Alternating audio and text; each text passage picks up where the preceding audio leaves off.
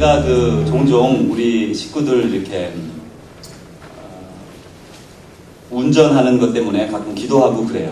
운전 잘 하시도록. 뭐 엉뚱하다 목사가 뭐 그런 기도를 하냐 그러시겠지만 저에게는 저는 이제 과속을 잘 안 하는 편입니다. 안 하려고 그러고요. 제가 목회를 하면서부터 안 하기로 결정을 했어요. 왜냐면 그전에는 제가 원래 빨리 다니고 막 그런 거 좋아했거든요. 그런데 오토바이도 타고 제가 아주 스피드에 예전에는 아주 광적으로 그렇게 했지만 젊었을 때는 이제 목회를 하게 되면서 예를 들어 한국에는 봉고차라는 거 있잖아요. 그거 타고 가다가 막 경찰이 막 스피드에서 걸렸다 목사가 그러면 안 되잖아요. 그죠? 그런 은혜가 안 되겠다 그런 생각이 들어서 천천히 다녀야 되겠다. 그리고 이제 늘 맞춰서 다니려고 애쓰고 경찰이 뭐 고속도로에서는 무서운 적이 거의 없습니다. 빨리 안 가니까 그죠?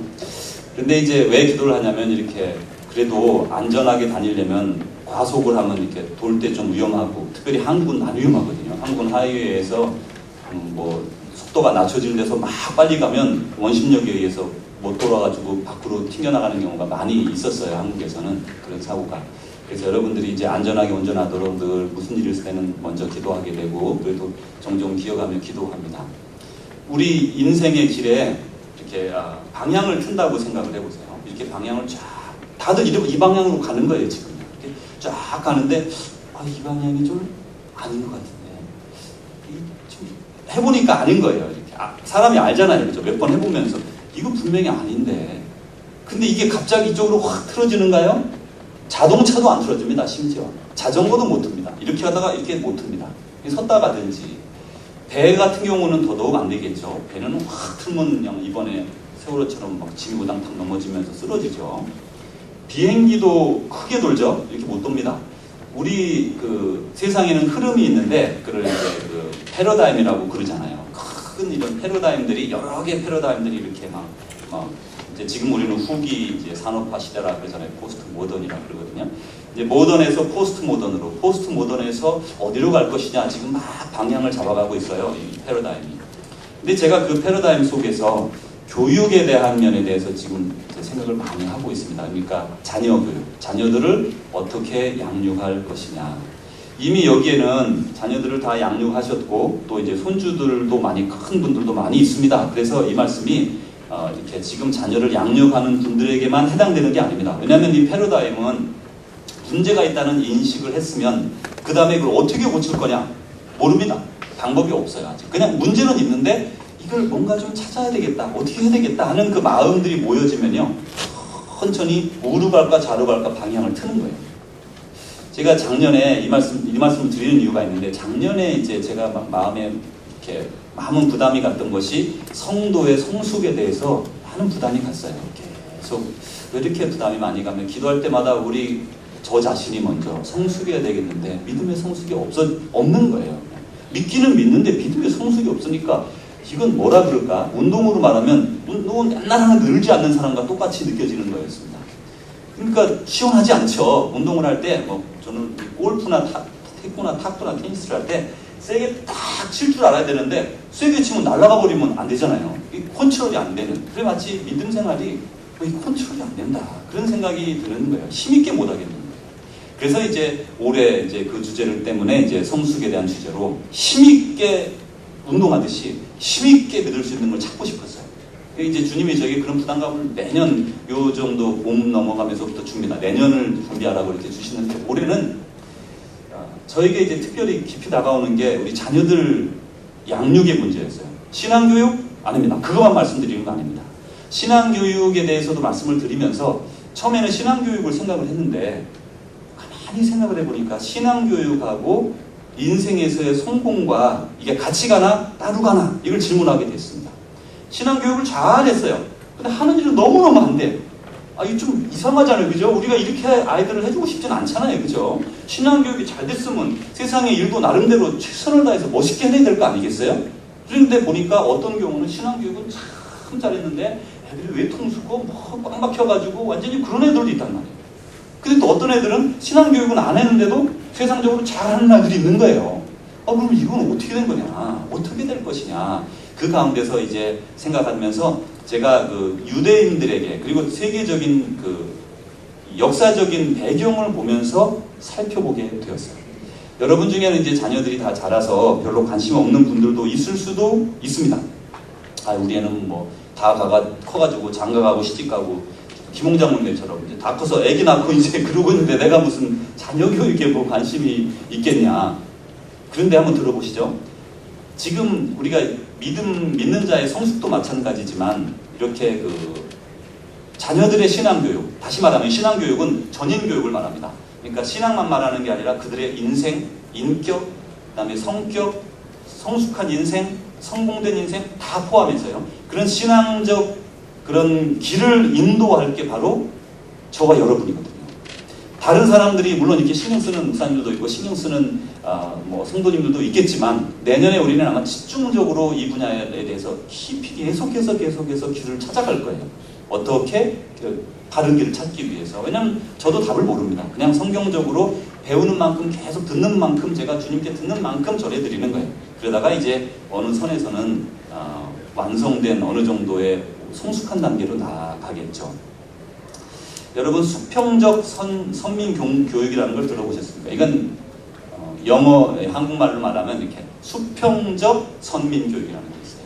이거는 신약 시대에 우리에게, 저와 여러분에게 예수님이 명령하셨죠. 마태복음 28장 18절에서 20절에 예수님께서 우리 모든 자들에게 전 세계 끝까지 가서 복음을 전파하여 제자 삼으라. 그게요 예수님이 우리에게 주신 Great Commission이에요. Great Commission. 가장 큰 명령. 그건 지켜야 되는 거예요. 그래서 실제로 예수님 이제 후에 사도들과 속사도들과 그 이후에 그 모든 교회에서는 이 명령을 지켜가지고 오늘날에 교회가 안 들어가는 것은 정말 전 세계에 거의 안 남았습니다. 이제 성경 번역도 거의 다 되어가고 있고 2050년 정도 가면 아주 많이 이렇게 그렇게 될 거라고 그렇게 말을 하거든요. 거의 다 끝나갈 거라고.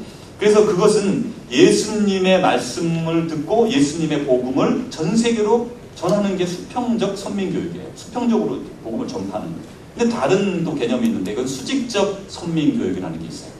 이게 뭐냐면 수직적으로, 그러니까 아버지가 아들에게, 할아버지가 아버지에게, 아버지가 아들에게 내려주는 그런 유대교에서 행하는 그 수직적 선민교육이 있습니다. 이것은 이제 구약시대에 나타나는 것이고요. 구약시대에 아브라함이, 하나님께서 아브라함에게 네 자식 잘 가르쳐라 그렇게 말씀하셨거든요. 그게 오늘 우리가 읽은 창세기 18장의 19절이에요. 뭐라 그랬냐면 이랬어요. 내가 그로 그 자식과 권속에게 명하여 여호와의 도를 지켜, 여호와의 도를 지키래요. 의와 공도를 행하게 하려고. 뭐를 행하라 한답니까? 의와 공도. 이게 또 뭐냐? 어렵죠, 그죠? 의와 공도. 의는 우리가 이해가 돼요. 의, righteousness, 영어로 이렇게 부르죠. 이 째데크라고 부르는 거는 올바른, 하나님 앞에서의 바른 것을 말을 하고요. 그 다음에 다시 justice라고 번역된 이 공도라는 것은 바른 길, 인간의 바른 길을 말하는, 하나님 앞에서의 의와 인간의 바른 길, 요것을 다 지키게 하려고. 누구에게요? 아브라함에게, 네 자식과 네 자손들에게 의와 공도를 지키게 하려고 내가 그를 택했다. 이렇게 말씀합니다. 여러분, 아브라함을 왜 택했습니까? 하나님이 지금 그렇게 택했다는 거예요. 내가 널 택한 거는 네 아들과 자식들, 자손들을 의와 공도를 지키게 하려고 택했다. 되게 우습죠. 어떻게 생각하면 우리는 하나님이 아브라함 택해서 너 부자 되고 잘 살고 뭐 축복받고 이렇게 생각만 했는데, 의와 공도를 네 자식들에게 가서 자손들에게 가르치려 하려고 너를 택했다. 그리고 그 자손들이 그렇게 되면 많아질 것이다. 이 약속을 지키면 그 자손이 아주 많아질 것이다. 그 약속은 언제 이루어졌냐면, 그 자손들이 물론 이스라엘 유대민족이 지금도 남아있지만 거기서뿐만 아니라 이제는 믿음의 자손된 우리들이 다 그 씨가 되어 자손이 돼가지고요, 그것이 예수님 이후로 우리에게 이제 이 약속이 이루어지게 됩니다. 그래서 이 유대인들에게는 자기들이 받은 하나님의 말씀, 의, 공도, 바른 길, 그것을 자기 자식들에게 물려주는 것이 가장 큰, 그래서 그걸 선민교육이라고 그러잖아요. 그래서 그것을 수직적 선민교육이라 이렇게 말을 합니다. 이 여러분 생각에는 이스라엘 사람들이, 그러니까 유대인들이 뭐 머리가 좋다 이렇게 생각하는 분들 많이 있으시죠. 뭐 그 사람들은 원래 IQ가 높아, 아니면 제가 이 어떤 기록을 보니까요, 아주 흥미있는 기록이 있어서 이렇게 보게 됐습니다. 여기 보니까 그 이스라엘 사람들 중에 IQ를 조사를 했는데 어디서 조사를 했는가 하면 핀란드 헬싱키 대학에서 2002년도에 세계 185개국 나라 국민들의 IQ를 공통적으로 조사했다고 합니다. 185개국이나. 그런데 이때 우리나라 IQ가 106, 세계에서 2위였답니다. 2위. 한국 사람이 똑똑한 건 맞는가 봐요. 2위였대요. 그리고 미국이 19위로 98. 그래도 괜찮죠, 미국도.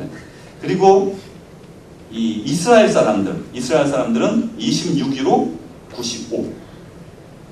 그래서 유대인들이 이 IQ로는 높지가 않았대요.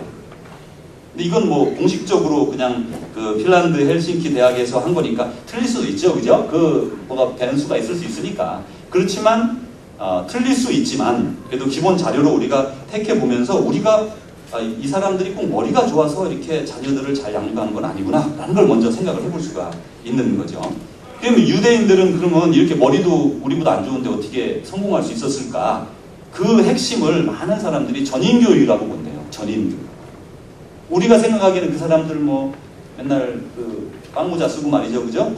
말씀만 외우고 그렇게 생각하지만 그들은 이 인간의 삶에 있어서 의와 공의를 행하는데 집중하게 하려고 해요. 물론 여기에 이제 우리가 딱 떠오르는 그 영화와 또 그 작품이 있죠.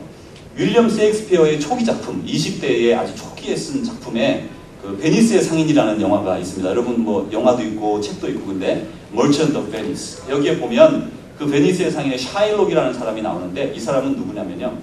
그 당시 그러니까 베니스에는 베니스뿐 아니라 유럽의 대부분 나라에서는 유대인들이 땅을 소유할 수 없었답니다. 근데 유대인들이 돈이 많잖아요. 장사를 잘하잖아요. 그런데 땅을 못 사니까 이 사람들이 땅으로 장사가 안 되죠. 비즈니스를 못 하니까 그들이 생각한 장사가 뭐냐면 고리대금업을 많이 했대요. 상당히 많이 했답니다. 돈이 많고 그래서 그 돈을 가지고 사람들에게 빌려줘서 이자를 받아 사는 거죠. 우리 샤일록이라는 사람이 어떤 그 당시 이제 그 크리스찬들인데 주로 유럽의 크리스찬들인데 유대인들을 많이 학대했습니다. 그래서 자기 나라에 이민 온 유대인들에게 그 베니스에서는요 빨간 모자를 쓰고 다니겠어요. 그 유대인인 걸 표가 나더라고요. 그래가지고 이제 지나가면서 침도 맞겠고 얼굴에다가 그래도 어떻게 할 수 없었어요. 그렇지만 이제 법은 있죠. 얼마나 유럽의 법이 유명합니까? 그래서 법은 법치국까지만 그들을 천시한다고 해서 그리고 성이 있는데 베니스 성 안에 살지 못하고 그들을 밖에 나가 살았어요. 이렇게 이제 막 구역도 해놓고 막 이렇게 했습니다. 근데 거기 보면 그 샤일록이라는 사람이 그 한 젊은 그 상인의 돈을 빌려주고 약속을 이렇게 합니다. 자기를 하도 막 침뱉고 욕하고 이렇게 사람들이 하니까 그 사람한테 좋다. 당신이 나한테 어제만 해도 어제 저녁에도 침을 뱉었는데 오늘 돈 빌려달라고 왔으니 돈을 빌려주겠다. 얼마인지는 뭐 3,000다리긴가 하는데 그 얼마인지는 제가 모르겠어요. 그 당시 돈이니까. 하여튼 무지하게 큰 돈인가 봐요. 근데 그 돈을 빌려주면서 네가 뭐 2달 정도 된 기간 되는 기간에 갚으면 그냥 이자 받고 갚고 못 갚으면 그때까지 못 갚으면 가슴에 있는 심장 옆에 살을 1파운드를 떼주기로 했어요. 그 심장 옆에 살을. 그러니까 이제 생명을 걸고 돈을 빌려서 이 사람은 이제 죽이려는 생각이 있고 그죠? 샤일록이 이 유대인은 자기를 모욕하니까 이제 그런 논쟁으로 번지면서 이 샤일록이 끝까지 죽이려고 하고 법정에서 막 싸우고 막 그렇게 합니다. 그런데 지혜를 써서 뭐 살만 떼가고 피는 흘리면 안 된다. 이래가지고 뭐 이렇게 잘 재판을 하는 바람에 그럴 방법이 없잖아요, 그죠? 살점은 떼갈 수 있지만 피를 안 흘릴 수 없죠. 그리고 또 조금이라도 더 떼가면 네 살을 또 떼겠다. 이렇게 막 서로 얘기가 되면서 이제 그러니까 논쟁이 된 거예요. 논쟁이 되면서 이제 그 사람이 오히려 유대인이 뺏기게 되고 이렇게 됐는데 그만큼 그 유대인들에게 있어서 그 천대도 많았고 그들이 아주 어려움을 많이 겪으면서 유대인들이 철면피처럼 돈만 생각하는 그런 사람들로 우리가 생각합니다. 실제로 많이 유대인들은 막 그런 생각을 여러분이 많이 갖잖아요. 그런데도 불구하고 이 유대인들에게는 자기들 나름대로는 전인교육에 힘을 썼는데요. 의와 공의에 대해서 집중적으로 한다고 말을 합니다. 그렇지만 그 당시에 아마 그 셰익스피어가 보기에는 유대인들의 그 고리대 금업자들이 나빴는 모양이에요. 그걸 이제 빗대서 하는 말이죠. 이제 그런데 미국에도 보면 버밍엄만 해도 유대인들이 모여 사는 곳이 땅값이 비싸고 집값이 비쌉니다. 그리고 교육열이 높습니다. 그리고 전 세계적으로 주이시마음 그러면 교육열이 아주 높은 걸로 대단하대요. 우리 한국 사람 뺨치는 교육열을 가지고 있어요. 근데 더 이상한 거는 제가 이 연구하면서 알게 된 게 이상한 거는 이 사람들 우리가 노벨상자 수상자가 많다는 건 여러분 알죠? 전 세계적으로 0.25%가 유대인이랍니다. 0.25. 그러니까 아주 적은 분야인데 노벨상 역대 수상자의 22%가 유대인이에요. 그러니까 상당히 많은 이제 퍼센테이지를 가지고 있고 또 5명 중에 1명꼴로 유대인이랍니다. 그러니까 유대인들이 계속해서 많이 되고 있는 거예요. 최근에는 33%까지로 지금 2000년대 이후로 올라가고 있어서 유대인이 상당히 많이 봤습니다. 그런데 아주 안타까운 사실은 제가 이걸 전에도 한번 다른 자료에서 봤는데 이렇게 말해요. 우리 그 명문대학에 한국 아이들이 많이 갑니다. 그리고 또 유대인 아이들도 많이 갑니다. 그런데 정말 특이한 거는요. 제가 지금 이런 말씀을 현실을 말씀드리는 건 우리가 어떻게 왜 이렇게 됐을까? 그것도 질문하면서 어떻게 하면 그거를 극복할 수 있을까? 그 얘기를 나누고 싶은 것인데 미국 아이비 리그에 4분의 가는 학생 중에 4분의 1이 4분의 1이 그 유대인이에요. 그러니까 아이비 리그 대학의 4분의 1 유대인이면 돌 하나 던지면 그냥 맞으면 유대인을 확률이 많은 거죠. 그리고 미국의 억만장자라고 부를 수 있는 사람들 중에 40%가 유대인이랍니다. 그러니까 부자들도 많은 게 사실인 거죠. 그리고 이제 이상한 거는 한국 학생들은 미국 명문대에 입학하면요 44%가 중도 탈락한답니다. 그러니까 절반이 졸업을 못하는 거예요. 우리 한국 아이들이 명문대에 들어갔어요. 들어가서 44%가 중도에 탈락한다 그래요. 뭐 과가 안 맞든가 뭐 학교를 옮기게 되든가 이제 여러 가지로 이제 바꾸게 되는 거예요. 이건 제가 다른 데도 통계를 들었습니다. 그렇다고 하더라고요. 그런데 유대인들은요 12.5%가 이제 탈락한대요. 그러니까 많이 지키는 거죠. 유대인들은 들어가서. 그러니까 결국 아주 좋은 대학을 졸업하는 아이들의 많은 퍼센테이지가 유대인 4분의 1이 걔네들이고 그 중에 12.5%밖에 졸업을 안 하니까 상당히 많은 아이들이 계속해서 학위를 하게 되는가 봅니다. 그리고 이제 500대 기업에서 재직하는 한국계 간부 현상을 보니까 한국 사람은 전체의 0.3%가 있고요. 유대인들은 41.5%랍니다. 인도계가 10%, 중국이 5%. 여기에 미국의 한국 학생들이 많고 우리 자녀들이 많은데 우리 뱀보 실링이라는 말도 하거든요. 이렇게 그 중국 사람도 하는 얘기지만 한국 사람이 올라갈 수 있는 어떤 한계를 많이 느끼는가 봐요. 직장에서. 그래서 이제 뱀보 실링이라고 정말 높이 직장에서 올라가기가 힘들대요. 많이 저항이 많답니다. 간부직에 올라가면 나중에 최상위에 올라갈 때는 늘 이렇게 속상한 일이 많이 생기고 그런다고 그래요. 이렇게 이제 이런 생각보다 우리 아이들이 미래가 이렇게 비율이 그렇구나, 이제 퍼센테이지가 그렇구나 하는 걸 보면서 그럼 왜 그럴까? 그런 질문을 해봐야 되지 않아요? 유대인들도 같이 이방인입니다. 우리랑 똑같아요. 유대인들도 우리만큼이나 제가 여기 보면 미국의 뭐 유대인들이 성공한 사람들 얘기가 있는데 보니까 그 사람들 제가 말씀드리면 여러분 다 아는 사람들, 뭐 시리그룹부터 해서 대부분 많은 우리가 아는 사람들 회장이 유대인입니다. 이렇게 많은 사람들이 성공을 하고 큰 회사를 일으키는데 왜 우리 자녀들에게는 그 길이 이렇게 조금 어려울까? 그게 저에게 질문이었어요. 저는 지금 세상적으로 성공하는 걸 말씀드리는 게 아니에요. 그거는 차선이고 우선 전인적인 인격성 그리고 믿음 요거를 지켜나가는데 유대인들이 그걸 지키면서 성공을 이루고 있다는 거죠. 이제 조금씩 더 들어가면서 얘기를 해보겠습니다.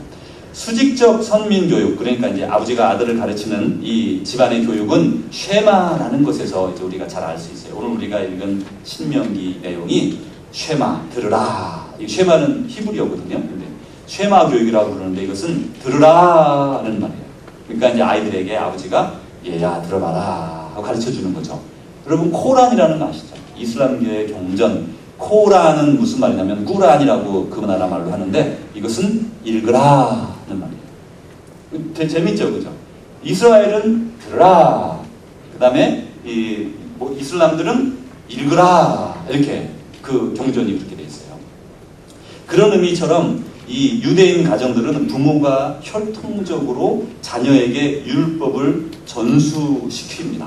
근데 그들에게는 로마서 3장 2절에 보면 너희들은 말씀을 맡은 자다. 그렇게 말해줘요. 말씀을 맡았다. 이게 이제 하나님의 말씀이 우리는 이렇게 묶여진 책으로 읽으니까 뭐 그 가치가 좀 절해지지만 그 사람들은 그거를 한 편 한 편 다 역사적으로 수천 년 동안 모아가지고 가지고 있는 것이기 때문에 그 존귀함이라는 게 이루 말할 수 없는 거예요.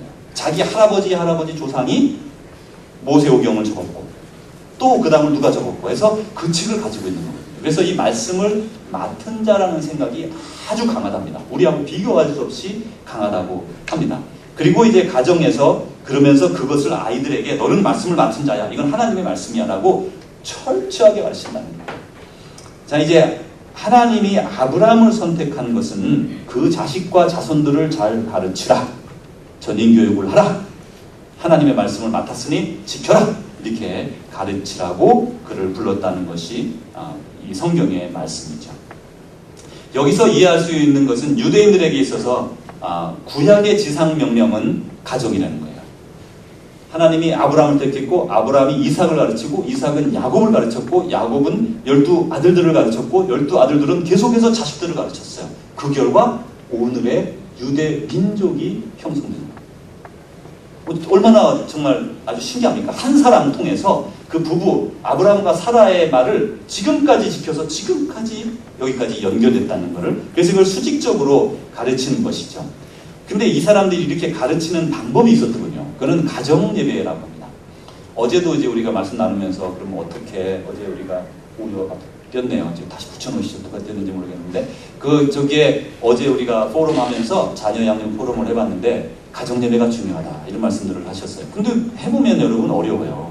매일 모이려고 해도 어렵고 수요일 하는 분도 있는데 그것도 어렵고 주일날도 어렵고 이 좀 어려움이 있습니다. 그렇지만 이 이스라엘 사람들은요 아주 철저하게 일주일에 한 번씩 가정 예배를 드린다고 합니다. 안식일 날. 이제 우리가 어떻게 하면 유대인들처럼, 제가 이제 더 다른 종교로도 또 넘어가서 다른 기독교로 넘어가서 조금 더 생각을 해볼 거예요. 우리가 오늘 다 다룰 수도 없고 그냥 오늘은 기본적으로 왜 지금 우리가 우리 교육에 있어서, 신앙교육에 있어서, 신앙교육은 전체라고 말씀드렸죠. 우리 자녀들에 대한 모든 그 교육에 있어서 방향을 틀어야 되는가에 대해서 개론적으로 들어가려고 하는 말씀인 것입니다. 구약에서는 아이들을 가르칠 때 아버지가 아들이 그 자식들을 이렇게 가르치는 가정교육이었어요. 근데 요즘은 어떻습니까? 여러분 중에 신앙은 내가 철저하게 내 아들한테 내가 가르칠 거다. 내가 절대로 물려줘야 된다. 이런 생각하는 분 많지 않을 거예요. 대부분 교회 교육에 바뀝니다. 교회의 훌륭한 목사님, 훌륭한 전도사님들이 잘 감당해서 우리 애들을 잘 가르쳐 주겠지. 실제로 여러분 그러지 않아요? 그래서 전도사님, 목사님 얼마나 중요하게 생각합니까? 우리 아이들 막 생각하면 그냥 헌신적이잖아요. 그런데 그것이 신약과 구약시대의 차이점이에요. 근데 구약시대에는 그게 이루어졌어요. 아버지가 자식을 가르치는 것이 이루어졌는데 지금은요, 교회 교육에 그걸 물론 다 맡겼다는 건 아닙니다. 그렇지만 마음이 교회 교육에 맡겨진 거예요. 우리 아이들 교육이. 그러고 나서 이루어졌습니까? 잘 됐습니까? 잘 되지 않았어요. 왜냐하면 실제로 아브라함의 자손들은 다 그 말씀을 지금까지도 유전받아서 말씀대로 살고 또 사회적으로 성공된 인생을 살아가는 사람들이 비율이 많은 반면에 우리들은 교회에다가 교육을 맡겨놨어요. 일주일에 2번, 뭐 토요일, 일요일 이렇게 가죠. 아이들이. 안 가면 어떤 난 교회는 주일, 수요일 이렇게 갑니다. 그렇게 해서 이 2번 가는 것만으로 우리는 그냥 아이들이 잘 배우겠지라고 생각을 하지만 그 교육이 유럽에서 실패했고, 그리고 먼저 이렇게 복음을 가르쳤던 미국에서 실패했고, 한국에서 실패했고, 전 세계가 실패했어요. 우리는 그게 돼야 한다고 생각했단 말이에요. 얼마나 좋습니까? 예배 따로 딱 드리고. 보시죠? 얼마나 다르냐면 이스라엘 사람들은 회당에 가면요 같이 예배를 드린대요. 애들도 같이 드리는 거예요. 같이. 우리도 가끔 미국 교회 가면 그렇게 드리면서 뭐 이렇게 후진적으로 드리냐 이렇게 생각하죠. 노래도 다르고 뭐 다른 게 많아요. 말씀도 잘 못 알아듣고 여러 가지로. 근데 우리는 어떻게 합니까? 애들 딱 들어오면 입구에서부터 쫙 흩어지죠. 그죠? 중고등부, 유초등부, 그 다음에 어른 예배 딱 흩어졌다가 밥도 따로 먹고, 그리고 이제 끝나고 집에 갈 때 찾느라고 고생고생 하다가 그 어디 숨어 있는 거 찾아가지고 이제 친구하고 노는 거 찾아가지고 집에 데리고 가는 거예요. 그리고 저녁에 다시 가정예배 집에서 갔습니까? 아이고 오늘 하루 종일 교회에서 예배 드리나 힘들었는데 뭘 또 가정예배를 가죠. 그런 거 없는 거예요. 그래서 주일날 서로 만날 일이 없어요. 교회에서도 못 만나죠. 그리고 집에 가면 다 그 다음날 학교 갈 거 바쁘잖아요. 준비해야 되죠. 애들 빨리 자고 해야죠. 그래서 실제로 안식일이고 또 우리에게는 주일이라고 하는 이날 한 가족이 모이지도 못하는 게 현재 한국 교육이에요. 근데 이제 그게 이제 지금 현재 대안입니다. 한국에는. 제가 한국에서 저도 뭐 목회를 하고 그랬지만 미국도 마찬가지고, 그렇다고 뭐 우리가 같이 예배를 드리면 해결이 되냐? 또 그거는 완전한 해결은 아닌 것 같아요. 무조건 따라 한다고 되는 건 아니거든요. 이런 것들은 따라 한다고 되는 건 아니랍니다. 그럼 이제 어떻게 할 거냐? 이제 여기에 대해서 우리가 조금 더 생각을 해봅니다. 아브라함의 가정의 목회를 보면 아브라함은 참 목회 실패한 사람이에요. 성도가 한 명이에요, 한 명. 아브라함이 이삭 하나를 그냥 평생, 아브라함이 이제 이사할 때마다 장막을 쌓아서 이제 이사할 때마다 장막을 쌓아 예배를 드린 분이고 11절을 바친 분이라고 그래요. 그 다음에 아들을 제물로 바쳐라 할 때 심지어 모리아산에서 가다가 아들까지 바치려고 했던 그런 헌신된 그런 사람이라는 건 압니다. 그런데 결국 아브라함이 이루는 건 뭡니까? 자기 자식 믿음을 지켜주는 거예요. 그러니까 그 아들이 또 한 게 뭡니까? 자기 자식 믿음 지켜주는 거예요. 물론 잘 살았죠. 아브라함 거부로 살았고요. 이 땅에서 하나님 섬기며 아주 유복하고 그리고 충성된 삶을 살았어요. 유복한 것과 충성된 것 같이 갈 수 있습니다. 여러분 절대 이거 따로 가는 거 아니에요. 유복한 게 불충성으로 가면 이게 문제지만 유복하면서 하나님께 같이 간, 하나님은 우리에게 그런 복을 주셨다고요. 이 땅에서 고난하고 못 살고 이렇게 하는 게 아니라, 그래서 지금 실질적으로 믿는 자들이 한국에 다 잘 살잖아요. 한때 우리 얼마나 못 살았어요. 50년대, 60년대. 지금 믿는 자들 중에 못 사는 사람 교회 가보면 잘 없어요. 그거 보면 믿는 자들에게 하나님이 복을 주시는 거라. 근데 그게 헌신과 같이 가는 거예요. 그런데 이 아브라함은 이거 보면 하나 열매 맺은 거예요. 하나. 우리는요? 저 여러분은 어때요? 자식이 둘이 있다. 열심히 헌신했어요. 교회에 헌신하고 하나님께 헌신하고 목회에 여러 가지로 헌신을 했어요. 근데 자식은 안 믿네.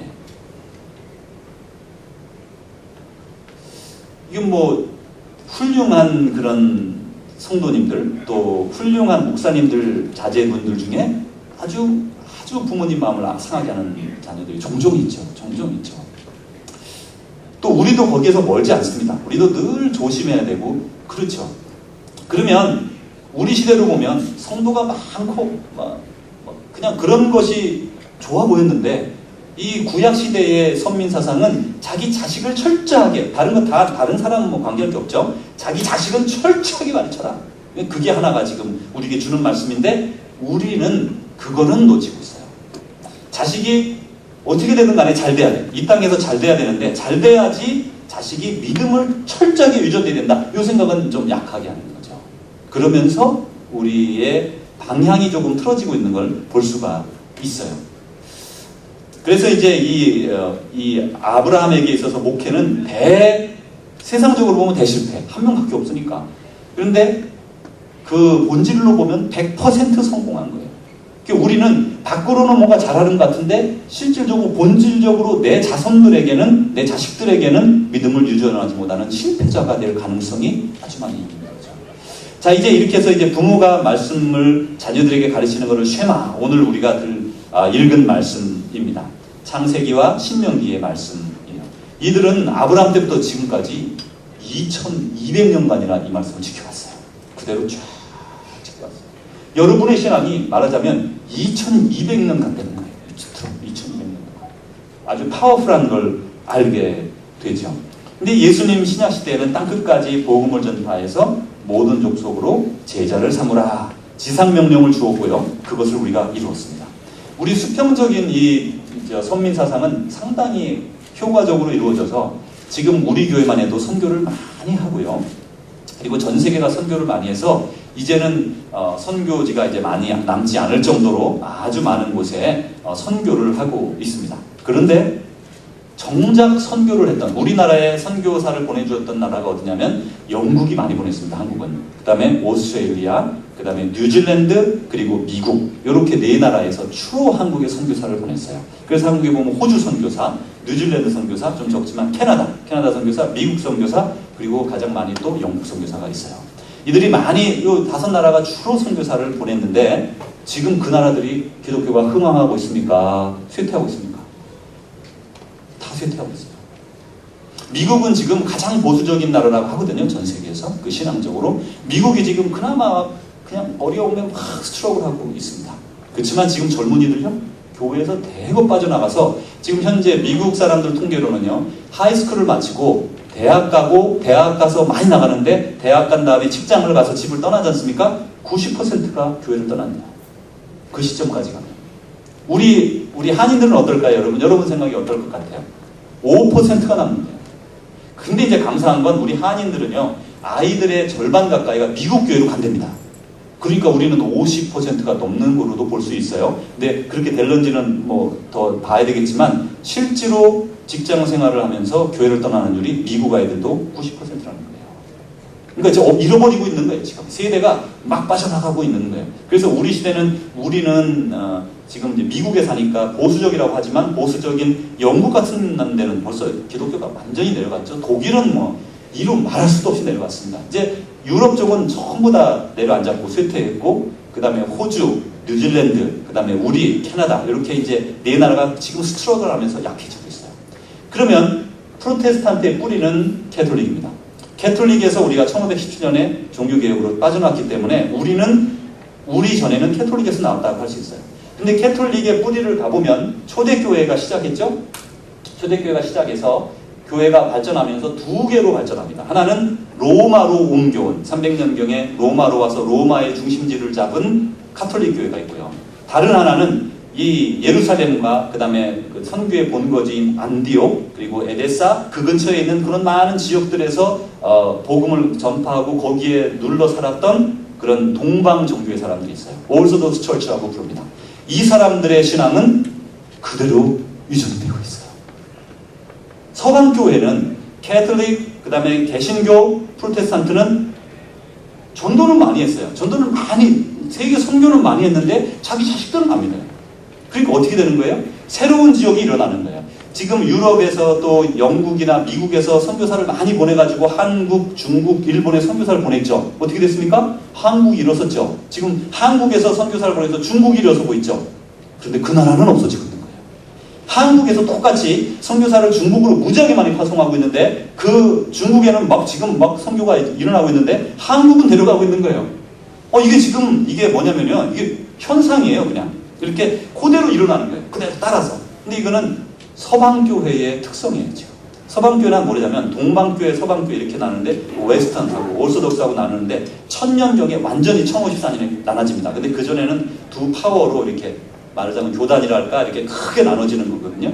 이렇게 지금 서방교회는 지금 대부분 다 죽어가고 있고 동방교회는 어떤 일이 있었냐면요. 여러분 이제 500여 년경에 여러분이 잘 아는 모슬람이 일어납니다. 이제 이슬람교가 일어나는데 이 이슬람교는 여러분이 아는 것처럼 그 모하메드가 신의 소리를 듣고 그리고 이제 종교를 일으키게 됐어요. 근데 모하메드가 일으켰던 600여 년경에는 이미 그 모하메드는 유대교와 캐톨릭을 아는 사람입니다. 그러니까 이미 성경도 읽고 다 아는 사람이에요. 그리고 그런 배경을 아는 가운데 종교를 창시하게 됩니다. 그래서 이제 어떤 사람은 유대교, 또 우리 기독교, 그 다음에 알라 믿는 여기 이슬람이 뭐 다 비슷한 뿌리에서 나왔다는 오산입니다. 그렇지 않습니다. 뿌리는 달라요. 근데 하여튼 알고는 있었어요. 이 사람이 이걸 자기가 종교를 만들 때. 그런데 모하메드는 국가 개념 중심으로 무력을 가지고 이제 세계를 정복하게 되는데 예루살렘 중심, 이쪽 그러니까 지금 동방 쪽에 있는 교회들은요 1000년 동안 이들에 의해서 짓밟혔어요. 이집트의 대부분 크리스찬이었습니다. 그런데 그들이 와서 무력으로 휘두르고 그리고 이제 세금으로 강하게 하고 그 다음에 지금도 마찬가지지만 이런 아랍 국가에서는 기독교를 믿으면 2등 시민이 됩니다. 그래서 좋은 직책이나 공무원이나 그런 것들 할 수가 없어요.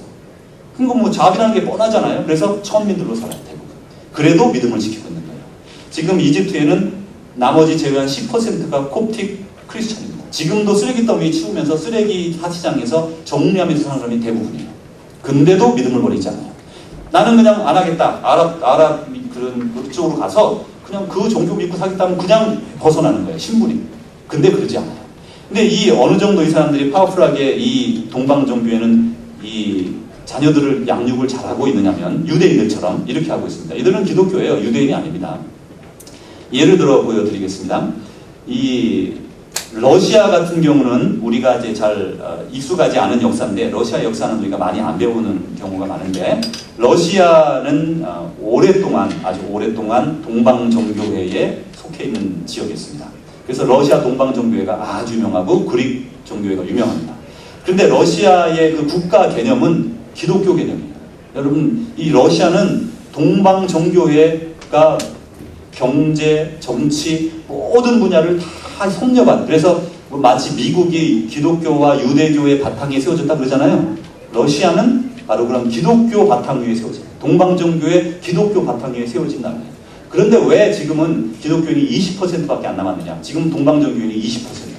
그 나라는요, 70년 동안 그런 공산주의 치하에 있었어요.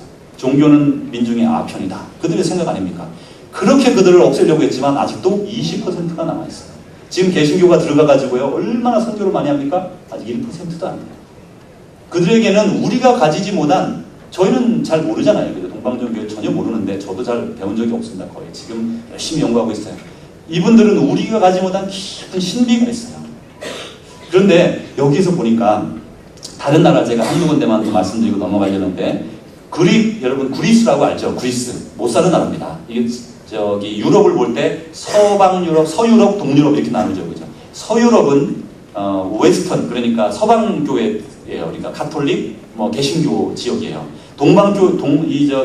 동유럽은 공산권이었으면서 또 대부분 그 오르소독스, 그러니까 정교회 출신이에요. 그래서 이렇게 그게 서유럽, 동유럽 나눌 때 공산주의, 자본주의로도 나누지만 사실 그 이면에는 종교적으로 우리 웨스턴 쪽이 지금 서유럽이에요. 잘 살았죠. 그리고 잘 살죠. 그렇지만 종교적으로는 쇠퇴해가고 있어요. 반면에 동유럽은 그렇게 공산치하에서 고생하고 압박하고 가난하고 말이죠. 그리스 같은 나라 얼마나 가난한지 모르죠. 그런데 거기 나라에요, 98%가 크리스천입니다. 여러분 들어보셨어요? 98%. 근데 다 뭐예요? 다 동방정교. 우리가 이해하지 못하는 뭔가가 있는 거예요, 거기에. 유대인들 같은 거예요, 유대인들 같은. 근데 유대인들은 철저하게 이렇게 그 자식들을 유전시킨다고 하지만, 여기는 교회잖아요, 지금. 여기는 교회예요. 유대인들이 아닙니다. 그래서 이 사람들에 대해서 제가 궁금증을 갖기 시작했어요. 지금도 아직 모르겠어요. 어떻게, 문헌도 없고 사실. 서방교회는 특별히 미국이나 유럽에서는 콧방귀를 껴요. 동유럽 사람들 돈도 없잖아요, 그죠? 러시아 돈이 있습니까? 그리스가 돈이 있습니까? 이거, 아이고, 못 사는 거렁뱅이들이 믿어봐야 뭐 하겠냐. 그러면서 연구도 안 해요. 그런데도 불구하고 그들은요, 가난하고 어렵지만 믿음을 끝까지 지키고 있어요. 또 거기에 여러분, 레바논이나 또, 다른 나라들에도 보면, 지금까지도 아주 믿음에 끝까지 지키고 있는 걸 볼 수 있어요. 그러니까 우리가 놓친 뭔가가, 그러니까 기독교 자녀를 이렇게 신앙적으로 양육하는 면에 있어서 무언가 있다라는 것을 찾게 되어집니다. 그래서 이제 여기 보니까 레바논은 54%가 54%가 무슬림이고요, 40%가 크리스찬이에요. 여러분 생각에 레바논 그러면 이거 완전히 아랍 국가라고 생각하지 않아요? 40%가 그 속에서 크리스찬이에요. 지금 우리가 모르는 시리아, 또 여러 가지 그 터키에 있는 많은 나라들을 이제 조사를 보니까, 터키는 이제 옛날에 소아시아라고 해서요, 사도 바울이 전도했던 지역이 터키입니다. 터키가 뭐 에베소니, 고린도니 다 있잖아요. 거기는 지금 98%가 무슬림이에요. 98%. 그리고 죄송합니다. 99.8%. 그러니까 거기는 그냥 못 견디는 거예요, 사람들이. 그리고 0.2%가 기독교인이거나 유대인입니다. 그리고 그 주변에 있는 지역들에서도 이제 그 모하메드의 칼에 의해서 다 지배를 받아서 지금 그렇게 변했지, 그 전까지는 끝까지 투쟁하고 그 핍박에서 견디는 게 바로 동방정교회입니다. 이제 반면에 캐톨릭과 서방교회는 기술도 발전하고 재정도 발전하고 아주 경제적으로 잘 살게 되었지만, 교회는 지금 쇠퇴해가고 있어요. 이제 여기에 이 시점에서 우리가 서방교회 전통을 받은 사람들이 그럼 어디서 뭘 배울까? 동방정교회는 모릅니다. 저도 모르고요, 또 여러분도 잘 모르실 거라고 생각해요. 저는 더 배우는데 시간이 오래 걸릴 겁니다. 지금 여러 개의 책을 읽고 있지만 아직까지 암흑입니다. 근데 이제 우리가 유대교는 알아요. 그래서 유대교에 대해서 간단하게 오늘 말씀드리고 우리가 생각해보고 마칠 거예요. 유대교는 이렇게 한다고 합니다. 오늘날 유대교의 성공적인 신앙교육, 다시 말하자면 전인교육, 그리고 인생에서의 성공을 어떻게 이끌었냐면 먼저 3대가 함께 가정에서 안식일 날 저녁 식사를 하는다고 합니다. 세상에 무슨 일이 있어도 안식일 날은요, 예배를 마치고 나면 우리 같으면 이제 뭐 당회도 하고 이제 늦게까지 있는 경우가 많이 있죠. 이분들은 철저하게 안식일은 예배 마치고 기본적인 것 외에는 그리고 다 집으로 간답니다. 집에 가서 그날 저녁에 할아버지, 할머니, 그 다음에 부모, 자녀들, 그 다음에 손주들 같이 모여서 피스트를 갖는 거예요. 매주. 그러니까 말하자면 다시 말하면 한 주에 한 번 가정예배 드리는 거죠. 그죠? 대가. 멀리 살면 어쩔 수 없지만 가족끼리 한대요. 거기서 할아버지가 아버지에게 아들에게 말을 한대요. 내가 믿는 하나님은 이렇게 말씀하셨고 이렇게 말씀하셨다.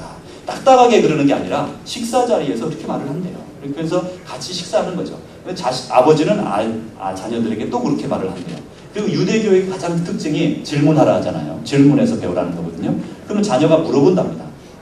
이런 것은 무엇입니까? 이렇게 서로 얘기하면서 자연스럽게 3대가 예배도 같이 드리고 기도회도 같이 하고 집에 와서 얘기도 같이 해요. 그래서 우리 개신교 교육하고는 너무나 다른 거죠. 우리는 다 따로 나갔다가 저녁에 들어와서 자잖아요. 이런 연결점이 없는, 다시 말하면 우리 현재의 개신교의 교육은 세대의 차이, 제너레이션 갭을 만들고 있는 거예요. 근데 이게 성공했느냐? 성공 못했습니다. 미국의 역사를 보니까요, 미국도 원래는 이렇게 한 개로 드렸다네요, 예배를. 그래서 같이 드리다가 성경 공부할 때 나가서 이제 설교 시간에 칠드런스 모먼하고 그러고 마치고 나면 중간에 나가서 성경 공부 개념을 하는 방식으로 하다가 지금은 큰 교회가 우리 한국식으로 뭐 중고등부 예배, 유초등부 예배 이렇게 따로 드립니다. 선진이라고. 근데 선진인지 아닌지 모르겠어요. 근데 무조건 또 같이 드린다고 되느냐? 그건 말도 안 될 거예요. 뭐 복잡해서 뭐 노래도 모르고 서로 말이죠. 우린 영어 랭귀지도 달라요. 그러니까 우리 이민자의 상황에서 아이들을 어떻게 양육할 것이냐, 이거는 하루아침에 해결되는 문제가 아닙니다. 지금 여기에 처녀 총각들도 있고 한데 여러분도 결혼해서 애기 낳으세요. 이것들을 어떻게 가르칠지 쉬운 게 아니라니까요.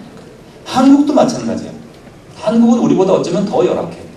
지금 한국은 입시 때문에 우리보다 어쩌면, 우리는 미국에서는 입시는 없잖아. 그죠? 16학년 때까지 열심히 하다가 가면 되는 거지, 지식교대로. 한국은 지금 고등학교를 잘 가야 대학을 잘 간다고 돼서 특목고가 많이 생겨가지고요.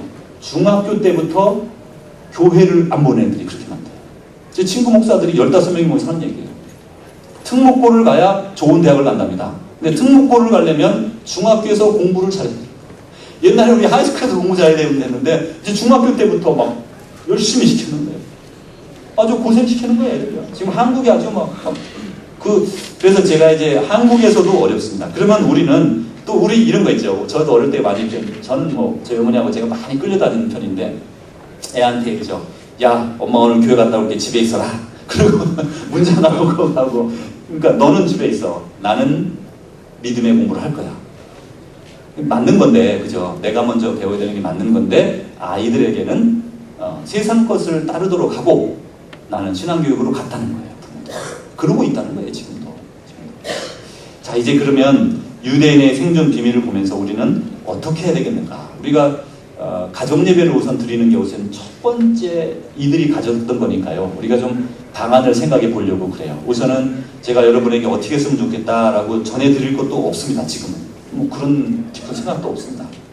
제가 여러 가지로 저희 집도 해보고 그렇게 하는데 저희도 여러분처럼 스트로크 합니다. 많이 힘들어요. 이걸 애들이 바쁘니까 그 바쁜 시간을, 바쁘다는 게 이제 관점이 달라 그래요.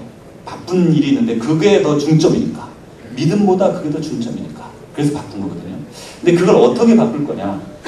잘 모르겠으니까 제가 여러분에게 숙제를 드립니다. 저와 여러분이 지금 우리는 만들어가는 거예요. 패러다임이 이렇게 이쪽으로 막 가는데 분명히 아니거든요, 이거? 분명히 이러면 아니거든요. 근데 이렇게 틀어보려고 하는데 어떻게 틀 거냐? 저 혼자 심어도 되지 않아요. 그러니까 여러분이 이제부터 한번 해보세요. 집에 자녀들과 같이 계시는 분들은 어떻게 하면 될까? 지금 김홍 장로님이나 김영호 장로님처럼 자녀들이 다 이렇게 성장했으면 나는 어떻게 아이들에게 믿음을 줄 수 있을까? 방법이 있지 않겠어요, 그죠? 만났을 때 어쨌든 방법이 있습니다. 여러분들 방법 찾으십시오. 그리고 나서 테스트를 해보고 실험적으로 해보고 가을쯤 가서 우리가 이런 포럼을 한번 가질 거예요. 가정예배 아니면 뭐 신앙교육 어떻게 할까? 이렇게 가지고 한번 우리가 그때 얘기를 해볼 거예요. 내가 이렇게 해보니까 이거 괜찮더라. 내가 이렇게 보니까 이거 안 되더라. 그래서 우리가 이제 방향을 찾아가고 저는 학문적으로 좀 내용을 좀 찾아볼 겁니다. 자, 이제 인천시 남동구에 위치한 성산효 대학교의 현용수 교수는, 이분은 그 유대인 교육을 연구한 분이죠. 미국에서 주로 연구를 많이 했는데 또 그 다음에 이스라엘에서도 하고, 이분이 이렇게 말했어요. 자녀들에게 신앙을 유전하기 위해서 다음에 3가지를 제안한다. 한번 들어보시죠. 이분은 크리스찬입니다. 지금 여기 크리스찬 학교예요. 첫째, 3대 통합 예배와 기도회를 가져야 된다. 이게 좀 저도 이제 권고는 듣지만 아무 생각 없이 모아놓는다고 되는 건 아니라고 생각해요. 우리가 연합예배 드려보지만 연합예배 때 되나요? 잘 좀 그렇죠? 네. 하지만 이게 이분 생각하기에는요, 이분 생각 얼마나 많이 했겠어요? 근데 이분 생각은 연합예배 드려라, 그 말이에요. 자, 이 두 번째로 넘어가 보겠습니다. 3대 통합 새벽기도회와 목장예배를 가져라. 3대 통합 새벽기도회, 이거 잘 안 되죠, 그죠? 우리 이제 백투스쿨 프레이어 할 때 합니다. 진짜로 성공적으로 하고 있어요. 장전사님 정말 엑셀런하게 하고 있어요. 이거 잘하고 있어요. 그게 이제 우리가 닷새인데 선물 주고 그래가지고 애들 막 꼬셔가지고 데리고 나오는데 그래도 그만큼 잘 되는 건 아닌데, 그래도 지금은 정착됐어요. 우리 백업 프레이어는 백투스쿨 프레이어는 지금 상당히 잘 되고 있어요. 애들이 많이 나오거든요. 상당히 잘 하시는 것 같고, 그 다음에 목장 예배, 그러니까 이런 우리 같이 모이는 공동체 예배를 드리자는 거예요. 이 목장 예배, 여러분 아이들 어떻게 합니까? 목장 예배 때 아이들 어떻게 하고 있어요? 목장 예배 모이면 애들 어떻게 합니까? 애들 가라, 시끄러워. 저희 가서 니네 가서 놀든지 말든지 마음대로 해. 이런 거 많죠. 여러분 목장 예배를 시작한 분이 있죠. 저기 휴스턴에 침례교회, 서울 침례교회라고 부르는 이름을 이제 서울교회로 바꿨어요. 침례교회, 침례교회. 서울교회 최영기 목사님, 이제 제가 같은 지역에서 전에 있었어가지고 그분 이제 잘 압니다. 근데 그분 이제 그 목사님과 그 교회 스태프들이 이제 제가 거기 가끔 놀러 가고 얘기도 하고 그러는데, 고민인데 뭐냐면요. 목장 예배로 모이니까 옛날에 구역에서는 여자분끼리 모였잖아요. 그죠? 그러다가 얼마나 좋아요. 가족들이 모이니까. 남편이 왔잖아요. 첫째로. 근데 애들은 어떡하지? 해보니까 처음에는 하느라고 정신이 없었어요. 목장이니까 너무 좋아, 너무 좋아. 막 컨퍼런스도 하고 했는데 쭉 한 10년 넘게 해보니까 애들은 어떡하지? 이런 질문이 나왔어요. 애들은 뭐 비디오나 틀어줘야지. 이렇게 처음에 했단 말이에요. 서울교회에서도 그랬다니까요. 그러다가 해보니까 서울 침례교회에서 그 어린이 담당 목사님하고 이제 같이 얘기를 하겠는데, 백기환인가 하는 목사님이, 아니 목사님, 지금 연구를 하고 있는데 연구 방안이 없습니다. 그리고 지금 생각하는 게 비디오를 만들려고 합니다. 왜냐면 교사를 다 따라보낼 수도 없잖아요. 그 목장 예배에. 그러니까 그 비디오를 만들어서 제작을 해서 아이들이 그거를 보고 예배를 드리고 뭐 공동체를 갖도록 하려고 그런다. 그렇게까지 하고 막 스트럭을 하는 걸 보고 5년이 지났어요. 다시 말하면요, 거기서 정말 생각이 난 게 뭐냐, 같이 예배 드리는 거는 깁니까 아닙니까? 아니죠. 같이 예배 드리는 건 아니에요. 생각 하나 한 게 비디오로 보여줘서 그 중에 나이든 아이를 하나를 이렇게 책임을 주어서 걔를 비디오 보여주고 뭐 놀게 하는, 안전 관리하는 걸로 생각하는 게 현재 지금 이제 가장 앞선 시작한 교회의 모습이에요. 그것도 이제 떨어지는 거죠. 그럼 목장 예배를 애들하고 어떻게 같이 드릴까?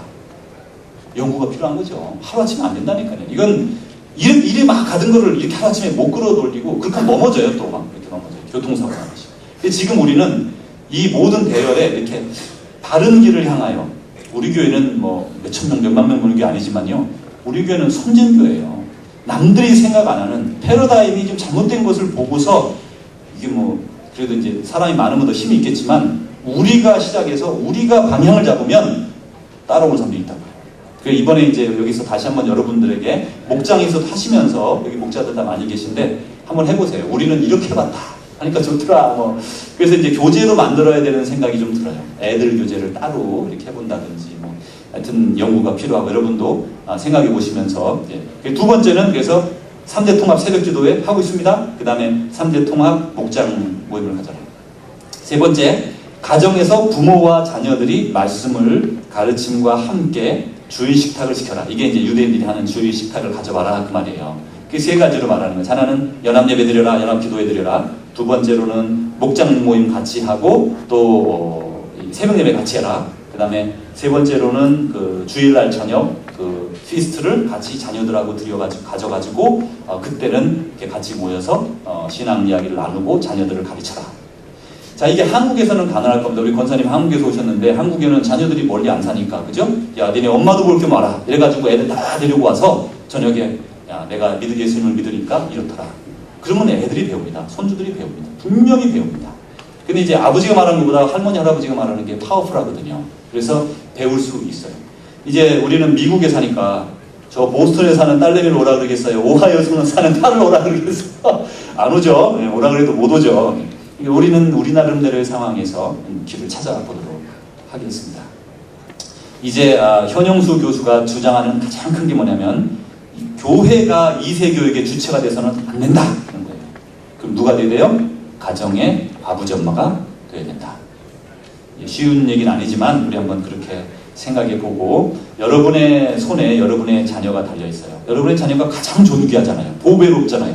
보배로운 거를 보배롭게 다뤄야 됩니다. 여러분 꼭 다른 거 많지만 그거를 가장 존귀하게 다루십시오. 그게 가장 존귀하기 때문에 그렇습니다. 자, 이제 우리 오늘 말씀을 마치면서 우리 자신의 신앙도 맨날 성장해야 돼요. 제가 이런 말씀 드리면서 저도 부끄럽고 야, 너 자신 신앙이 별거 아닌 거에 뭘 누구한테 가르치겠냐 이런 생각도 들어요. 저나 여러분이나 다 동일한 고백이라고 봅니다. 그렇지만 우리가 온전하지 않다고 해서 아이들을 가르치지 말라는 법은 없어요. 여러분 선생님들 중에 학교에 선생님이 뭐 전부 다 박사님입니까? 안 그래요. 선생님들은 그저 마스터 했거나 그냥 학사했으면 대부분이에요. 그래도 그분들이 자녀를 가르치잖아요.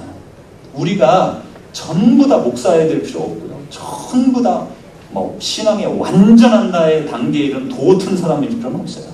그러나 우리가 가진 상태에서 내가 믿는 하나님, 내가 믿는 예수님을 아이들에게 이렇게 진솔하게 말해주고 가르치는 것, 그게 이제 시작점일 겁니다. 여기에서 우리 앞으로 여러분의 자녀들이 모두 이렇게 유대인들 가정이 잘 양육한 것처럼 그것보다 더욱더 잘 전인적으로 신앙적으로 양육해서 이 땅에서도 성공할 뿐 아니라 하나님 앞에서 늘 충성된 종으로 살아가는 그런 가정 세우시기를 주님의 이름으로 축복합니다. 기도하겠습니다. 하나님 아버지 감사합니다. 우리의 가정을 허락하셨으니 우리의 자녀들에게 믿음을 전해주고 또 믿음으로 양육할 수 있도록 은총을 더해 주옵소서. 예수님 이름으로 기도합니다. 아멘.